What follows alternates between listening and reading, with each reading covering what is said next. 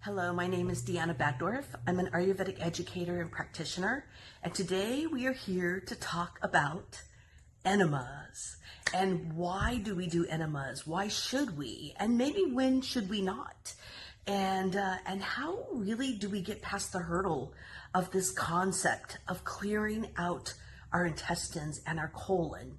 So first thing to know, in Ayurveda, everything is in its most balanced health when they are moving down and out, or through the sweating pores out. But that's urinating out, making sure we're moving our bowels and our fecal matter out, and also moving out our sweat. It's called our excretory system. And the intestines are all about breaking down your food, working with your stomach and your mouth. Your mouth breaks it down first, and then your stomach, and then your intestines start moving it out through your bloodstream. And then really what your colon is for, it's designed just to get toxins out that aren't serving you. And sometimes that's just, easier said than done. And things get caught up in there and we get constipated, or we build up a little bit of plaque, a residue around the edges of really what is our intestinal plumbing. And we sometimes get clogs in the drain too. So these are all things that just make that intestines stop and go, and it changes the regularity of what it is to move toxins out of our body. So that's the premise on why would you even think to do an enema. It is that you feel like maybe there's more sitting around in there than is moving out. Or you just know there's maybe been a few toxic things that you've consumed and you're wanting to make sure that you clean your pipes really well. So this doesn't have to be a daily thing. In fact, I think there's only very specific health conditions when daily would even make any sense. So this is really done as a weekly tonic if you're in a detox and you're wanting to cleanse. And it's also used as a monthly maintenance. And that's really more what I do, unless I'm more in the cleansing times of the year, which is spring and fall. I just think about how can I get to this enema once a month, and maybe think about doing it on a full moon or a new moon, or it's always on the last day of the month, or however you want to fit that in. But you will probably have to pull it into your schedule and make it something where you're like, oh yeah, that's normal, and I'm going to do this enema for my health and for the intestinal cleaning of my pipes. And once you do one or two enemas, it's really not that big of a deal. It's just the first couple that are awkward. It's new, and it has its challenges on the level of making sure that you are feeling comfortable with your body, because you're going to be actually inserting a tube in through the rectum, and then letting that water move up into your colon, and then you're going to be holding it for as long as you can and then flushing it out. And really, that is the awkwardness that we have to get past, is you have the right to choose to cleanse your body and take those matters into your own hands. And as long as you get out of that shame, or this is weird, or and you just let it be like, wow, I'm allowed to go up there and clear out my pipes, then it changes really the things that are available to you in your health and in your life. And I think there's many things like that too, not just in the world of enema. Now, in Ayurveda, we call this a basti, and basti is the same word as bladder. And the reason it got called basti is because a cow's sacred bladder in India was the first known vessel, bag, that was utilized for douching and for enemas in traditional sense. And so that is where we call this doing a basti. But that is the Sanskrit and Hindi word that really means enema.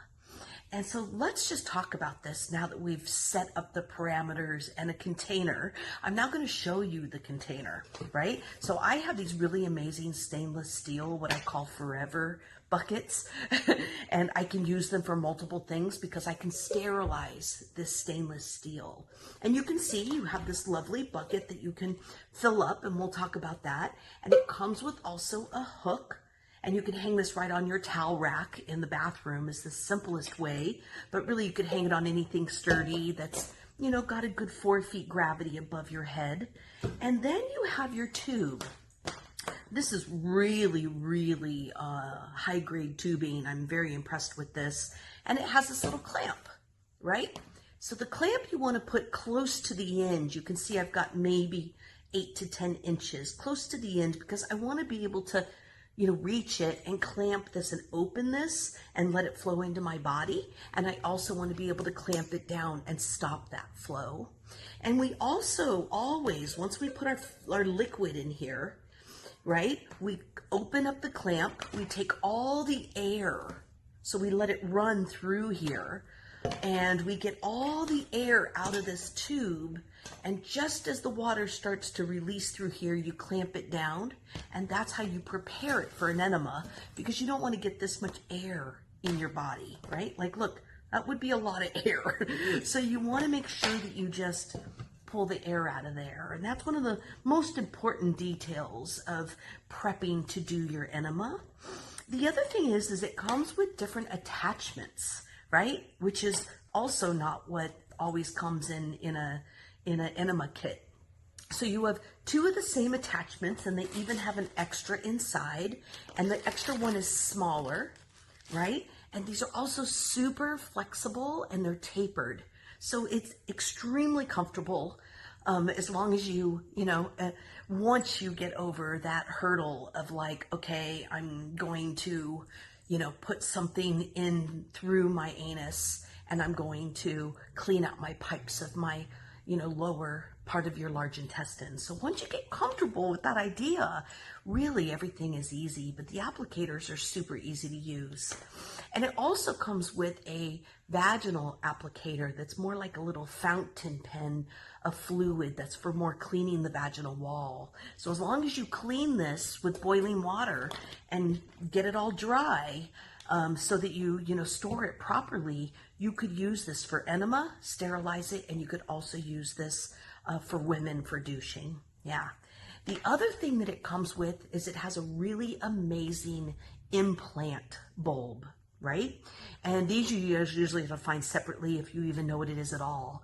So this is where you will put, say, a concentrated solution, or maybe a whole bunch of unprocessed sesame oil, right?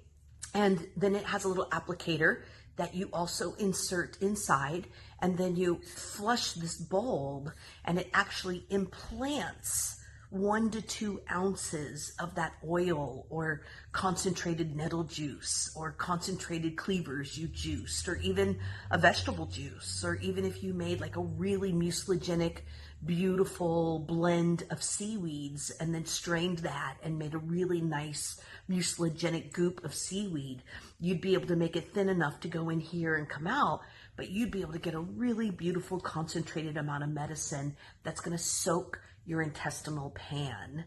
And so really, I don't use the enema so much for like stripping my body out.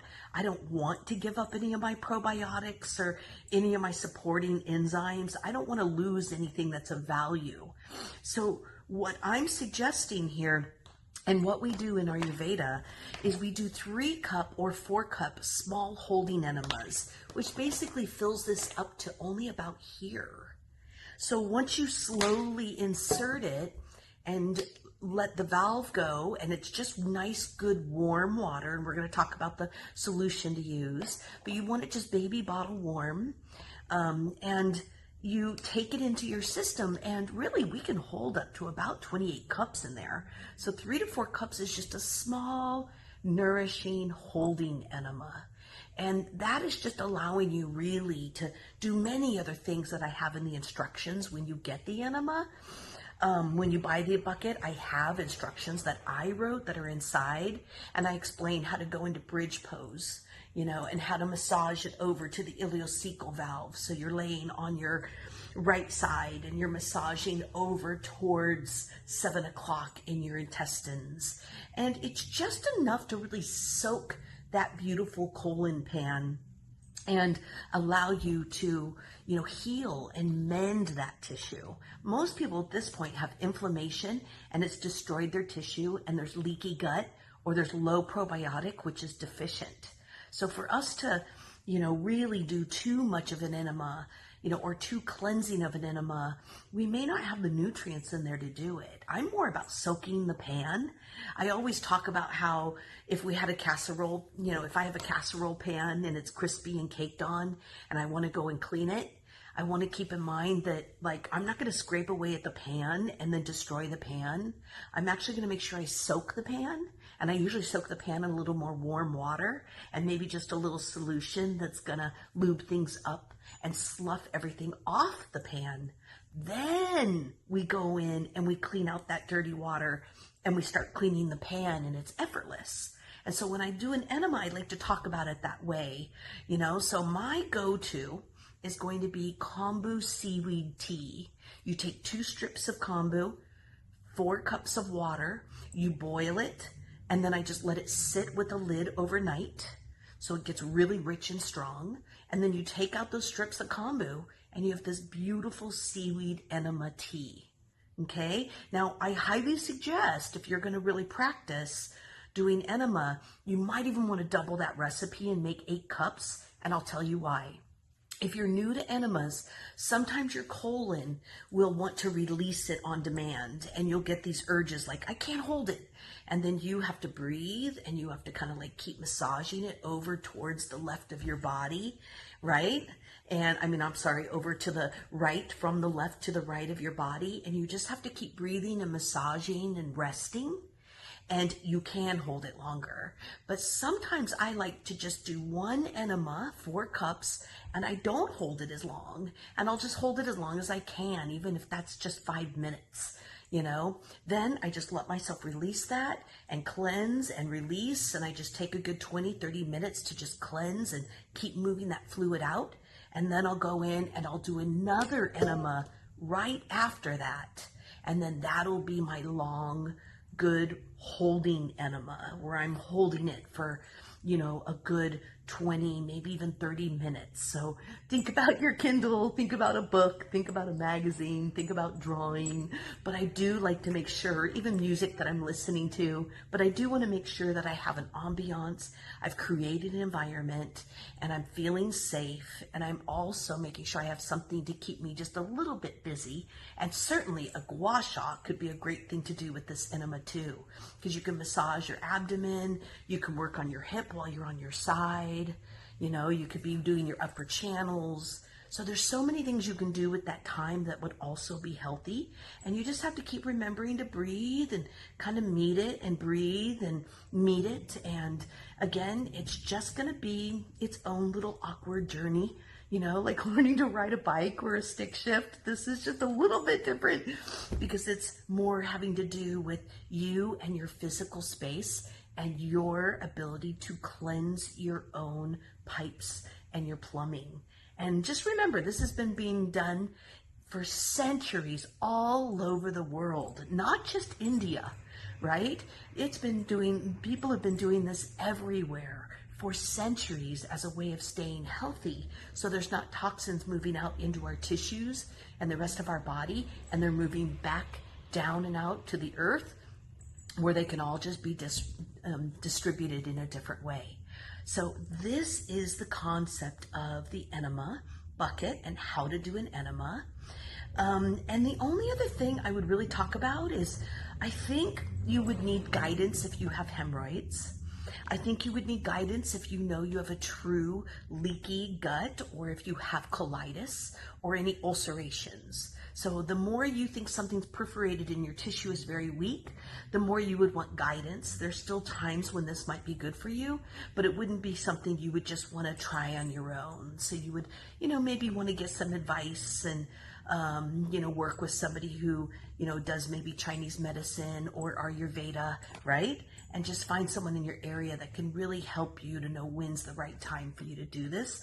Otherwise, you would want to start with implants, because that you would still want to do because that tissue's weak, and you would want to get some beautiful, aloe vera juice with some seaweed tea, and just you want to soak that, pan that's weak, and you want to be able to really heal that tissue.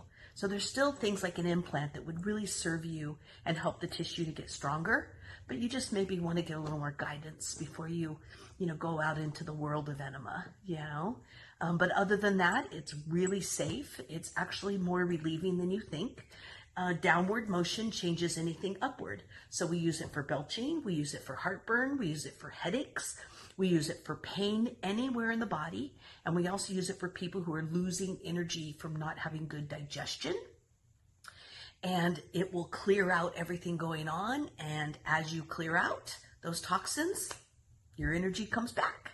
And so you'll notice the effects on the skin too, which I think is just, why not put a little piece in there on just how clear it has helped me get my skin, being somebody who has had skin conditions their whole life. I'm very impressed with how much of that fire flare out has shifted with making sure everything is moving down and out. So that's a little bit about the enema. The other thing I'll let you know is this is our stainless steel enema bucket. Comes with all of these attachments. It also comes with a lid, extra parts, and it comes with a little bag so you can store it really in a sanitation, in a sterile way. So that's my little how-to and why to do an enema, and why has this been one of the prized self-care tools in Ayurveda for centuries gone by.